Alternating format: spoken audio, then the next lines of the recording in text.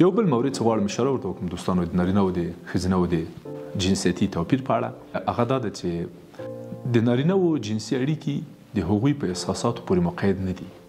یعنې نارینه کولی سي پرته له احساسه، پرته له مینې، پرته له دې چې په چا یې مینه راسي که یې رانسي، پرته له دې چې څوک یې خوښ سي که یې خوښ نسي، کولی سي جنسي اړیکه ورسره ولري.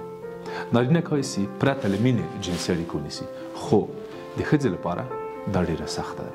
کیدای سي ځینې مثالونه د هغو ښځو په اړوند راوړل سي، د دوستانې راوړي مثلا چې والا استاد ځینې مرکزونه دي په بهر کې، په د جنسي خدماتو دفترونه دي، مرکزونه دي او جنسي خدمات وړاندې کوي.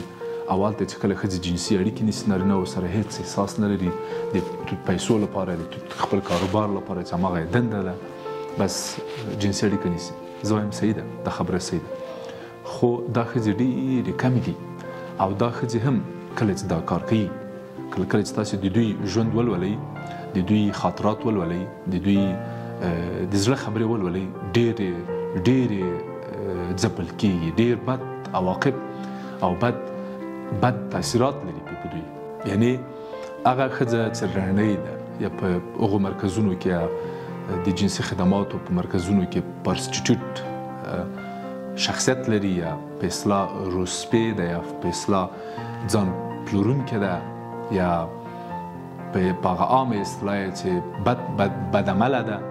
هغه ښځې هم چې کله نارینه سره د پیسو په بدل کې، یا د کوم مجبوریت په بدل کې، یا د کوم عاطفي باج یا بلکمیل په لامل یا دلیل جنسي اړیکه نیسي، ډېر بد تاثیر پرې کوي. نیسي د پیسو په خاطر، نیسي د یو مجبوریت په خاطر اړیکه، خو ډېر بد اغېز پرې کوي. نارینه باندې دغه اغېز نشته، برعکس ده. یعنې نارینه ډېر ځله په جنسي اړیکو کې احساساتي مسایلو ته مقید نه ده. نورمال کولی سي هر چا سره جنسي اړیکې ونیسي. اوس زه دا نه وایم چې ښه کوي که بد کوي، صرف زه غواړم توپیرونه سره وشاربم. یعنې زه له تاسو نه هیله کوم چې هغه خپلې ټاپې مو په جب کې وساتئ، هغه د قضاوت ټاپې. زه غواړم یوازې د دوی جنسیتي توپیرونه سره وڅېړم، او دا په خلکو پورې اړه لري او په تاسو پورې اړه لري، په هر چا پورې اړه لري چې د خپل اعتقاد، د خپل کلچر، د خپل فرهنګ، د خپل ذهني جوړښت او د خپل ذهني دنیا په اساس څه رقم قضاوت کوي. ښه ورته ښکارېږي دا کارونه چلند که بد، خو دوی په دغه رقم دي. بل مورد دوستانو، د ښځو جنسي اړیکې پوره یعنې شدیدې د هغوی په احساساتو پورې اړه لري.